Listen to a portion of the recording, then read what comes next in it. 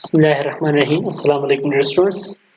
तो professional practice for BSc computer science 8th semester, इस पे हम आज प्रोफेशनल एथिक्स के बारे में डिस्कस कर रहे हैं।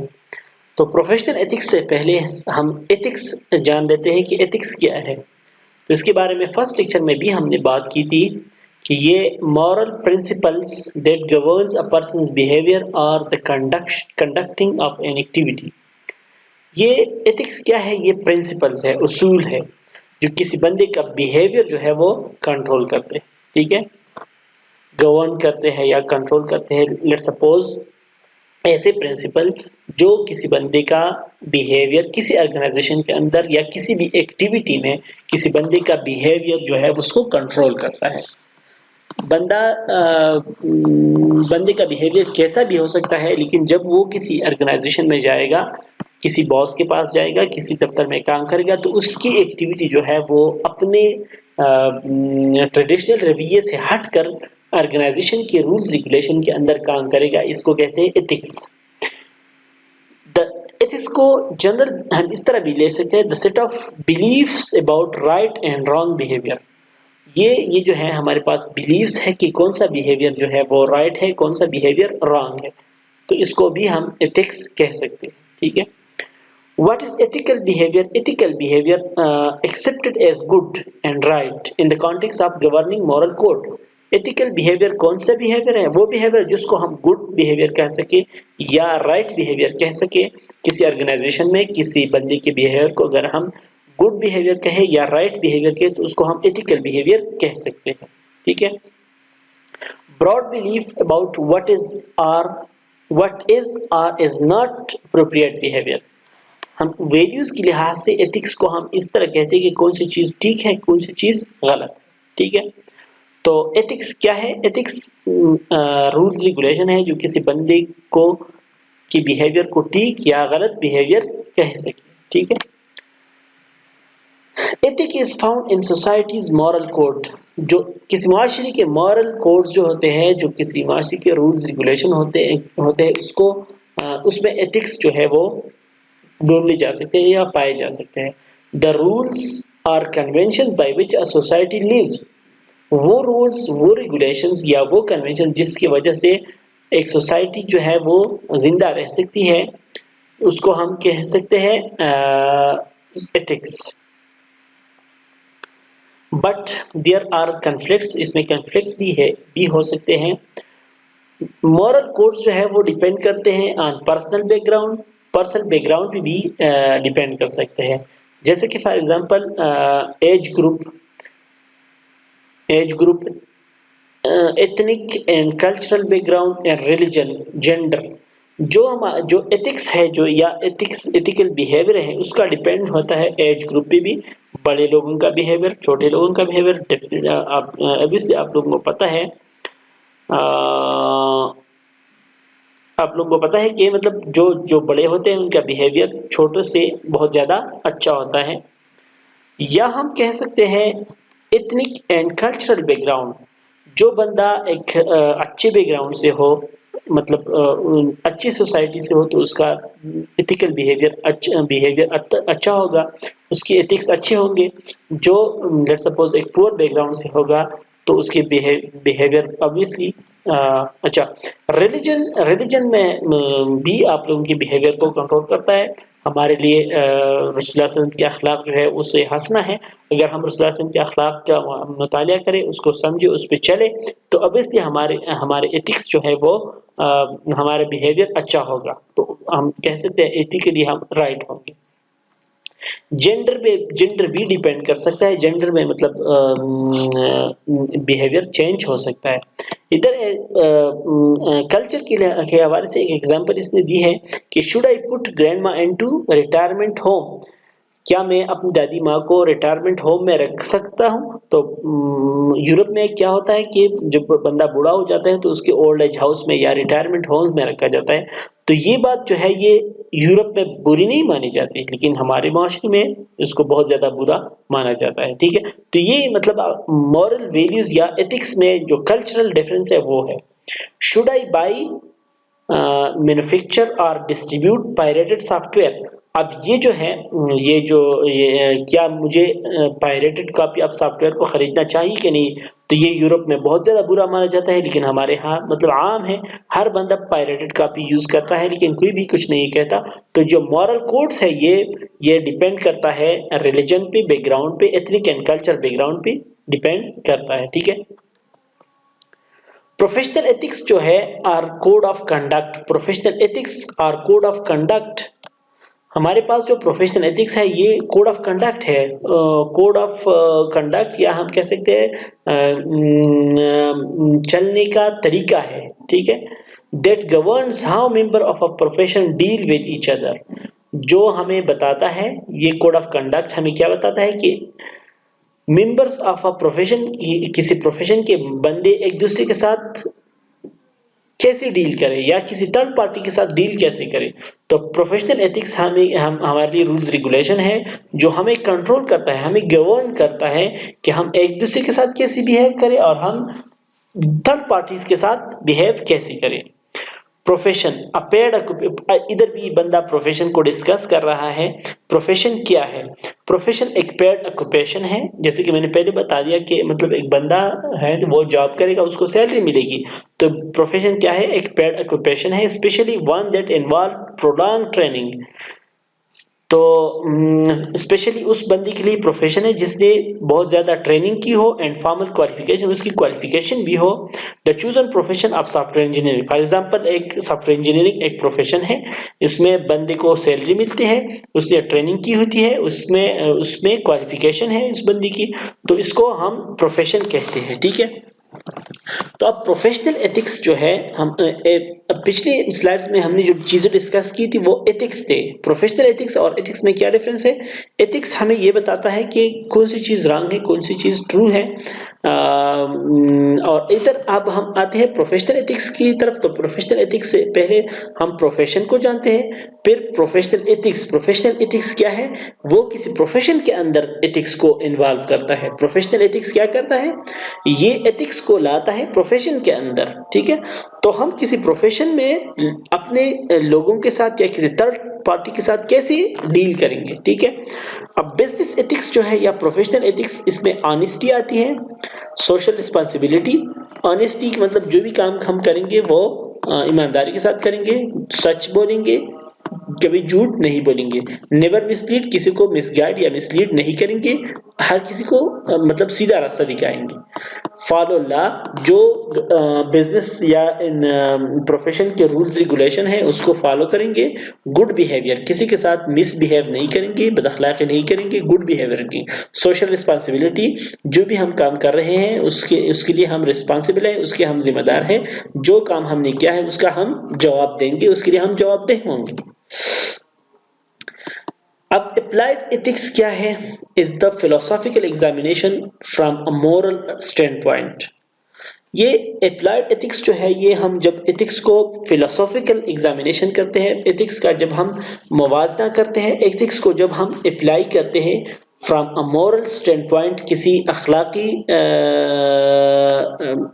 स्टैंड पॉइंट से, अखलाकी नुक्ते से, अखलाकी अखलाक मतलब अखलाकी रवैये से, ठीक है। जब हम किसी एथिक्स का क्या करते हैं? एग्जामिनेशन करते हैं, ठीक है।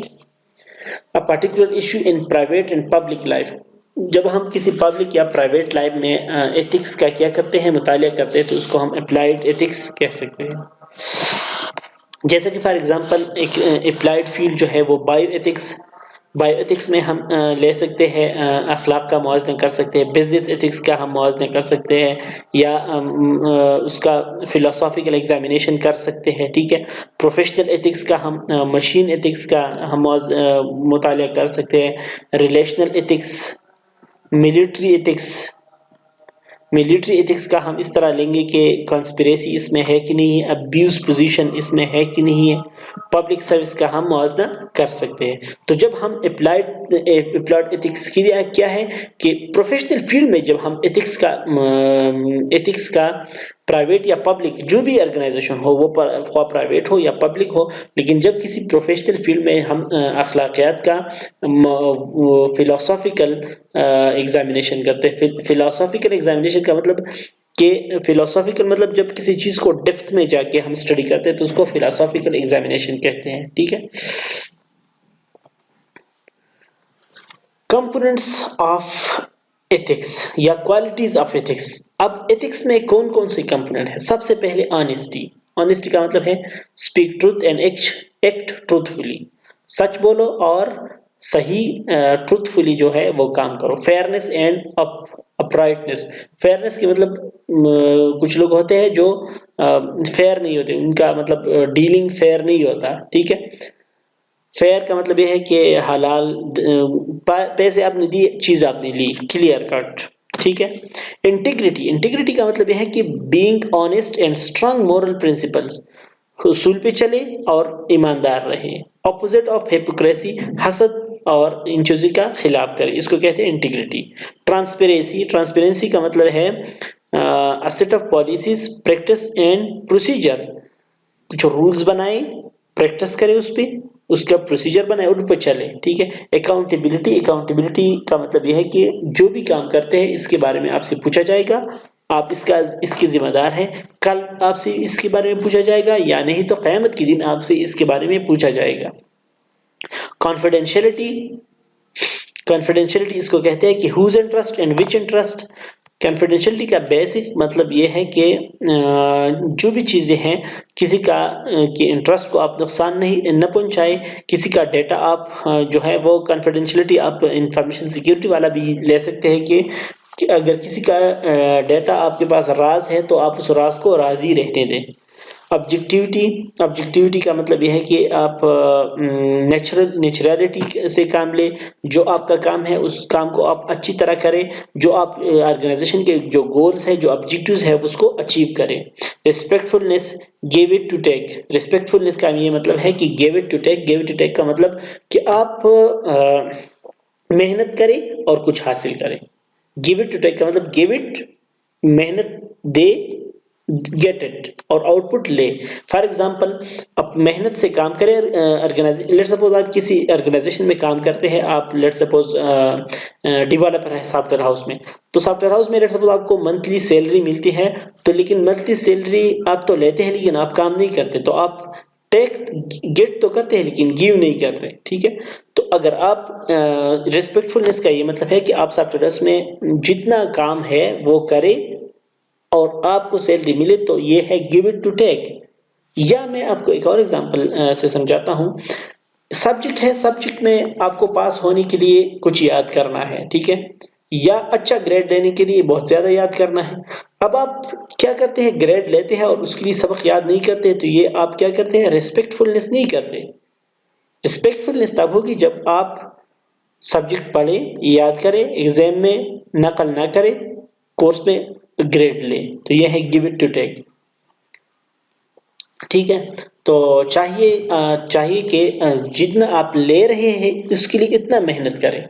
अगर आप मेहनत करेंगे और चीज लेंगे तो उसका वो रिस्पेक्टफुल भी है, हलाल भी है, फायदे के लिए फायदेमंद भी है। आप काम नहीं करेंगे, चीज लेंगे या ग्रेड हो या जो भी हो, तो वो रिस्पेक्टफुल नहीं है, वो फायदेमंद नहीं है।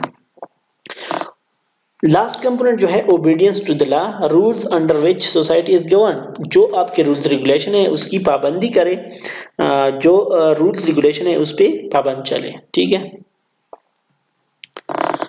तो व्हाट मेक्स अ प्रोफेशन, मेरे ख्याल में ये चीजें नेक्स्ट लेक्चर के अंदर हम डिस्कस करेंगे। व्हाट मेक्स अ प्रोफेशन और code of ethics, code of ethics को हम नेक्स्ट में डिस्कस करेंगे, ये डिस्कस कर देते हैं। What makes a profession, the person is organised into one और more professional bodies. What makes a profession, profession क्या है, कौन सी चीज जो है वो प्रोफेशन बनाते हैं। तो profession is organised, the profession is organised into one और मोर प्रोफेशनल बॉडीज। एक या एक से ज्यादा प्रोफेशनल बॉडीज क्या करते हैं, अच्छा, जो प्रोफेशन है इसको ऑर्गेनाइज किया जाता है प्रोफेशनल बॉडीज में, एक या एक से ज्यादा प्रोफेशनल बॉडीज में। Substantial education and experience are necessary to practise the profession. ये जो प्रोफेशन के बारे में पिछले स्लाइड्स में बातें थी, पिछले लेक्चर में मैंने डिस्कस किया था, लेकिन उधर इतनी अच्छी बातें इन्होंने डिस्कस नहीं की थी। इधर जो है ये कहता है कि substantial education and experience is necessary to practise the profession. किसी भी प्रोफेशन में जाने के लिए आपको एजुकेशन और एक्सपीरियंस चाहिए होता है, ठीक है। The professional bodies themselves decide the nature of this education. Professional जो बॉडीज होती है वो क्या करते हैं कि प्रोफेशन में जो लोग होते हैं वो डिसाइड करते हैं कि दूसरे लोग इस प्रोफेशन में आएंगे तो इसके लिए वो क्या होंगे, उनके नेचर ऑफ एजुकेशन क्या होगा, वो themselves decide nature of their education कौन सा एजुकेशन चाहिए इनको, एक्सपीरियंस कौन सा चाहिए। और ये लोग प्रोफेशनल बॉडी जो होती है वो प्रोफेशन को कंट्रोल करते हैं। The professional body lay down standard of conduct and good practice and policise them. जो प्रोफेशनल बॉडी होती है किसी प्रोफेशन का, जो कंट्रोलिंग बॉडी होती है, जो गवर्निंग बॉडी होती है, वो स्टैंडर्ड्स बनाते हैं, रूल्स रेगुलेशन बनाते हैं, और वो गुड प्रैक्टिस को क्या करते हैं, पॉलिसाइज करते हैं। पॉलिसाइज मतलब जो गुड प्रैक्टिस होता है उसको उस पे प्रैक्टिस करते हैं, उसको एनफोर्स करते हैं। उसको पॉलिसाइज मतलब उसको उनकी पॉलिसीज उनको पॉलिसीज बनाते हैं, ठीक है। लेट सपोज मैं एक काम कर रहा हूँ और वो मुझे अच्छा आउटपुट दे रहा है, तो वो मैं कहता हूँ कि ये अब मेरी पॉलिसी होगी, अब ये मेरा रूल्स रेगुलेशन होगा, ठीक है। वर certain title and certain activities. Professional में मोनोपोली हो सकती है, या अब ये मोनोपोली वर्ड मुझे समझ नहीं आ रहा। मोनोपोली को आप लोग यहाँ से सिनाने में अगर मिल जाए, मोनोपोली डोमिनेशन प्रोफेशन में है अपना, मोनोपोली प्रोफेशन में डोमिनेशन या मोनोपोली भी हो सकते हैं। या एक किसी प्रोफेशन में ऐसे लोग हो सकते हैं जो सारे इस प्रोफेशन को कंट्रोल कर रहे होंगे। फॉर एग्जांपल सॉफ्टवेयर हाउस एक प्रोफेशन है, सॉफ्टवेयर हाउस में टीम लीडर होता है। टीम लीडर या हम कह सकते हैं कि सीईओ हो सकता है, वो एक मोनोपोली है, एक पावर है। वो क्या करते हैं, वो सारी इस प्रोफेशन को चलाते हैं। अब वो सीईओ डिसाइड करेगा कि इस सॉफ्टवेयर हाउस में कौन से प्रोफेशन में, इस सॉफ्टवेयर हाउस के प्रोग्रामिंग प्रोफेशन में कौन से बंदे आएंगे, लेट सपोज उनकी एजुकेशन क्या होनी चाहिए, उनकी एक्सपीरियंस को क्या होने चाहिए, ठीक है। अगरचे वो खुद इस प्रोफेशन में है, लेकिन वो एक मोनोपोली है, एक पावर है, वो क्या करते हैं, कंट्रोल करता है इस सारे सिस्टम को, ठीक है। तो प्रोफेशन के बारे में ये चीजें हमने डिस्कस की, प्रोफेशन और एथिक्स और प्रोफेशनल एथिक्स के बारे में। तो कोड ऑफ एथिक्स या कोड ऑफ कंडक्ट को आगे हम डिस्कस करेंगे, ठीक है। Thank you so much.